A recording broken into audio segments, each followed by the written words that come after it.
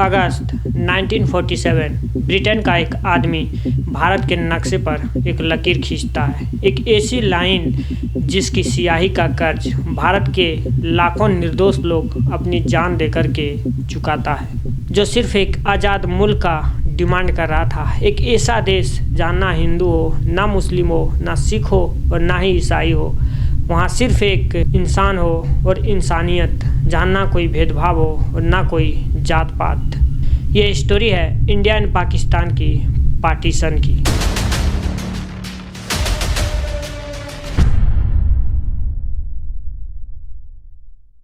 ये सिर्फ एक पार्टीशन नहीं था, बल्कि करोड़ों लोगों की माइग्रेशन और लाखों लोगों की बलिदान की कहानी था। पार्टीशन को समझने से पहले हम थोड़ा सा उस सिचुएशंस को समझ लेते हैं जहाँ से कहीं ना कहीं लोगों के अंदर ये थॉट क्रिएट होने लगा था कि हमें एक अलग नेशन चाहिए। तो साल था 1905 जब ब्रिटिश का एक लीडर लॉर्ड कर्जन ये अनाउंसमेंट करते हैं कि बंगाल को हमें पार्टीशन करना पड़ेगा, क्योंकि बंगाल का जो एरिया है वो बहुत बड़ा है, जिसके कारण हमें एडमिनिस्ट्रेशंस में दिक्कत आती है। अब होता क्या है कि बंगाल एज ए होल, जहाँ हिंदुओं की पॉपुलेशन मेजॉरिटी में थी और ईस्ट बंगाल के अंदर मुस्लिम की पॉपुलेशन ज़्यादा थी, और लॉर्ड कर्जन जो था वो इस सिचुएशंस को पहले ही समझ लिया था। इसीलिए वो बंगाल को ये से डिवाइड करता है ताकि हिंदू और मुस्लिम जो है वो एक दूसरे से नफ़रत करने लगे, और डिवाइड एंड रूल का जो पॉलिसी है वो हम आसानी से अप्लाई कर सके। और इस चीज़ में लॉर्ड कर्जन बाद में सक्सेसफुल भी होता है। तो देखिए, जैसे बंगाल की पार्टीशन किया जाता है तो जो बंगाल एज ए होल, जहाँ मुस्लिम कम्युनिटी माइनॉरिटी में थी, वहाँ ईस्ट बंगाल बनते ही वो मेजॉरिटी में आ जाता है।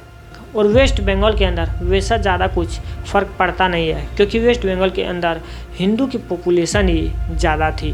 अब जैसे ही बंगाल के पार्टीशन होता है तो वेस्ट बंगाल के लोग गुस्सा हो जाते हैं, क्योंकि उसके हाथ से आधा बंगाल चला गया था।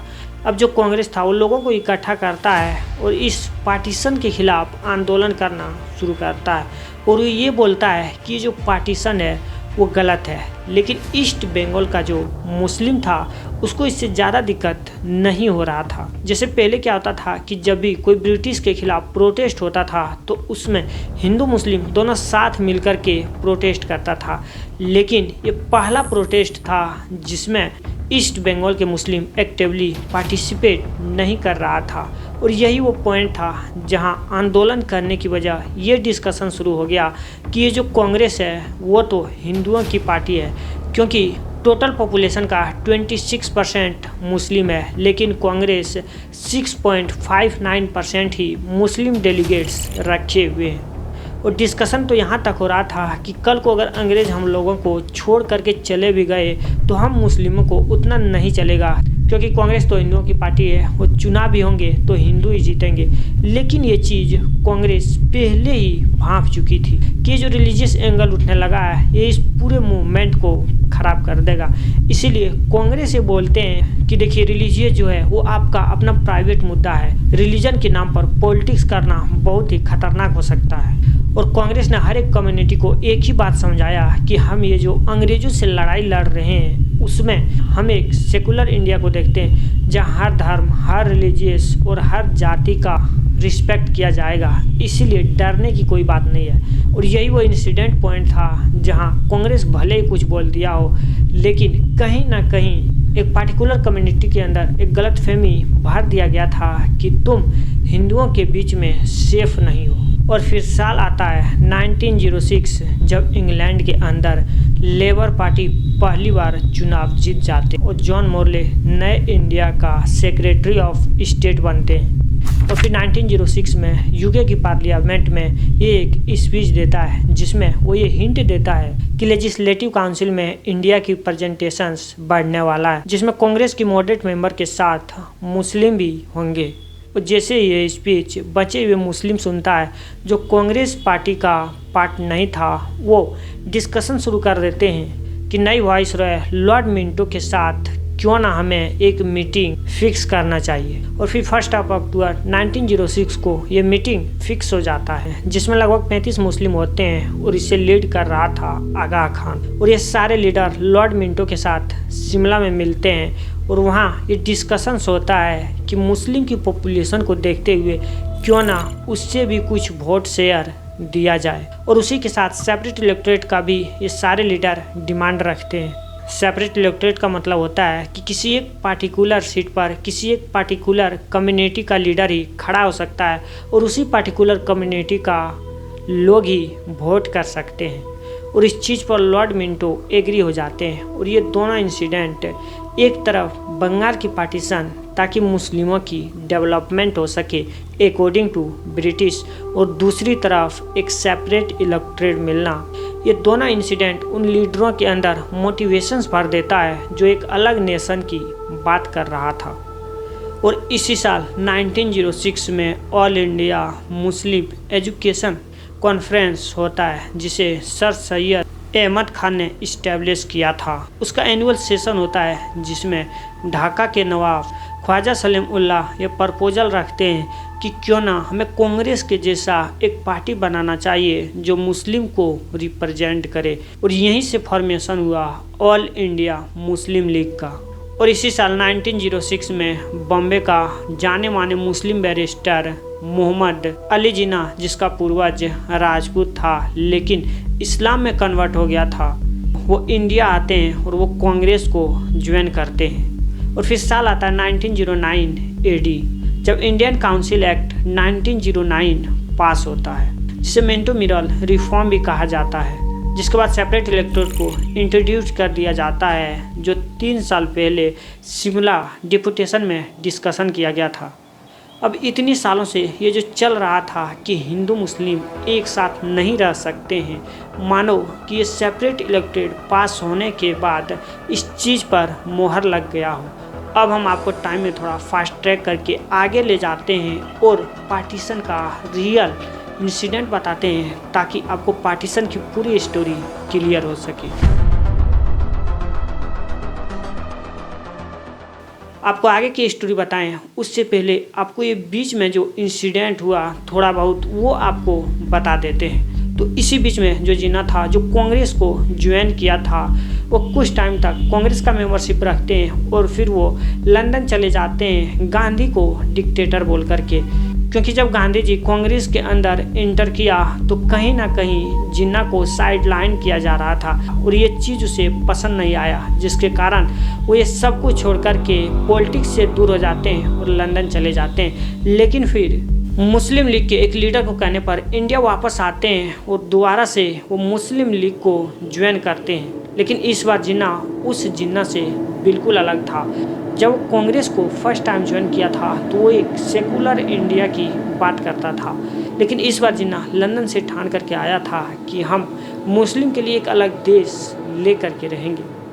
और फिर ईयर आता है 1939, जब वर्ल्ड वॉर 2 शुरू हो जाता है और फिर ब्रिटिश कांग्रेस को बिना बताए इंडियन लोगों को वर्ल्ड वॉर 2 में धकेल देता है, जिससे कांग्रेस बहुत ज़्यादा गुस्सा हो जाते हैं और भड़क जाते हैं और वो ये बोलते हैं कि आप इंडिया के लोगों से पूछे बिना ऐसा कैसे कर सकते हैं। जिसके बाद कांग्रेस एक प्रपोजल रखते हैं कि हम आपको इस वॉर में सपोर्ट करेंगे, लेकिन जब वॉर एंड होगा तो आपको इंडिया को फुल इंडिपेंडेंस देना होगा। लेकिन उस टाइम के वाइस रॉय ये चीज़ करने से मना कर देते हैं।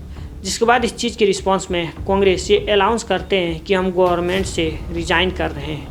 जहाँ एक तरफ कांग्रेस ये सब कर रहा था, वहीं दूसरी तरफ 2 कम्युनल पार्टी इस पूरे चीज़ का फ़ायदा उठा रहा था। जिन्ना का मुस्लिम लीग और सावरकर का हिंदू महासभा। ये दोनों ब्रिटिश गवर्नमेंट को साफ बोलते हैं कि क्या हुआ, कांग्रेस चला गया, हम हैं ना आपके साथ, हम आपको इस वॉर में सपोर्ट करेंगे। और इसी चीज़ का फ़ायदा उठा करके ये दोनों कम्युनल पार्टियाँ गठबंधन करके कई सारे प्रोविंसेस में अपनी सरकार भी बनाती है। और फिर जब वर्ल्ड वॉर 2 ख़त्म होता है तो ब्रिटिश पूरी तरह से कमज़ोर हो गया था और वो जल्द से जल्द इंडिया से निकलना चाहता था, क्योंकि ब्रिटिश के ऊपर इंडिया के साथ साथ बाहर से भी प्रेशर आ रहा था कि आपके पास जितनी भी कॉलोनी है उसको आप इंडिपेंडेंस दे दीजिए। लेकिन जो जिन्ना था वो इस बात पर अड़े हुए थे कि हमें एक अलग नेशन चाहिए। लेकिन कांग्रेस इस चीज़ का बिल्कुल सख्त खिलाफ था, जिसके कारण ब्रिटिश भी कंफ्यूज हो गया था कि आखिर पावर दें तो किसको दें, और पार्टीशन को लेकर के आए दिन वायलेशन होते रहता था। इन सब चीज़ से परेशान होकर के ब्रिटिश 16 मई 1946 को ये बोलते हैं कि आप लोग आपसी में ही सहमति नहीं बना पा रहे हैं, तो आखिर इंडिया को इंडिपेंडेंस किसे मिलेगा। और ब्रिटिश बोलते हैं कि हम आपको प्लान बना करके देते हैं, और फिर कुछ टाइम के बाद ब्रिटिश प्लान बना करके पब्लिक करते हैं, जिसमें सबसे पहला जो बात मेंशन था वो ये था कि इंडिया का कोई पार्टीशन नहीं होगा। दूसरा बात जो मेंशन था वो ये कम्युनल रिप्रेजेंटेशंस को यानी सेपरेट इलेक्टोरेट को रद्द किया जाए। इसके बाद इन्होंने 3 रिकमेंडेशन देके एक प्लान समझाया, जिसमें इन्होंने 3 चीज़ों के ऊपर बात करी, जिसमें प्रोविंशियल यानी कि स्टेट्स की ग्रुपिंग थी, दूसरी प्रिंसली स्टेट के बारे में बताया था, तीसरी चीज़ कॉन्स्टिट्यूशन बनाने के लिए कॉन्स्टिट्यूएंट असेंबली कैसे बनेगी उसके बारे में बताया। अब ये जो पहला पॉइंट है उसमें इसने ये प्लान बनाया था कि इंडिया का जितने भी स्टेट है उसको 3 ग्रुप में डिवाइड कर देंगे, ग्रुप ए, ग्रुप बी और ग्रुप सी। ग्रुप ए में इन्होंने रखे united province, Bombay, Madras, central province, Bihar और उड़ीसा। ग्रुप बी में रखे Punjab, Sindh, north west frontier province और बलूचिस्तान। और ग्रुप सी में इन्होंने रखे बंगाल और असम। और ये जो अलग अलग प्रोविंसेस है उसको अगर आप ध्यान से देखोगे तो आपको पता चलेगा कि हर एक प्रोविंसेस में एक पर्टिकुलर कम्युनिटी का मेजॉरिटी है। साथ ही इसने ये कहा कि तीनों प्रोविंसेस अपनी अलग अलग कॉन्स्टिट्यूशंस बनाएंगे और उस कॉन्स्टिट्यूशंस को मिला करके देश का एक कॉन्स्टिट्यूशंस बनाया जाएगा। इस चीज़ का जीना तो कुछ टाइम के लिए एक्सेप्ट करता है, लेकिन फिर पंडित जवाहरलाल नेहरू एक प्रेस कॉन्फ्रेंस करते हैं जिसमें कहा कि चलो बाकी सारी चीज़ें तो इसमें सही हैं कि आप इंडिया को डिवाइड नहीं कर रहे हो, 3 ग्रुप में आपने बना दिया है, बस इसमें 1-2 चीज़ें चेंज करनी होंगी।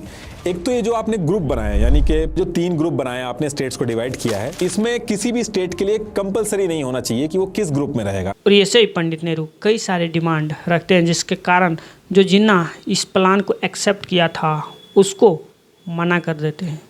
और फिर जिन्ना 29 जुलाई 1946 को मुस्लिम लीग के वर्किंग कम्युनिटी के साथ एक मीटिंग करता है, जिसमें वो ये अनाउंस करता है कि अगर हमारी बात नहीं मानी जाती है तो 16 अगस्त 1946 को डायरेक्ट एक्शन के थ्रू अपनी बात को और अपने अधिकार को मनवाएंगे। ये बात जब उस दिन जिन्ना बोला तो उतना सीरियसली नहीं लिया गया, लेकिन जब 15 अगस्त 1946 आया तो पूरा बंगाल एक शमशान घाट में बदल गया था, जिसके कारण जो कांग्रेस कुछ टाइम पहले पार्टीशन पर बात तक नहीं करना चाहता था, वो अब डिस्कशन करना शुरू कर दिया था कि आखिर इस वायलेशंस को कैसे रोका जाए।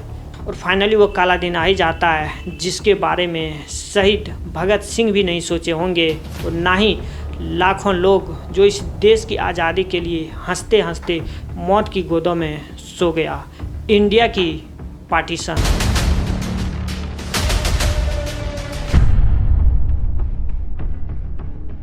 दोस्तों, अगर आपने इस वीडियो को यहाँ तक देखा है तो उसके लिए दिल से थैंक यू, और ऐसे ही वीडियो के लिए इस चैनल को सब्सक्राइब करके एक प्यारा सा कमेंट ज़रूर करें।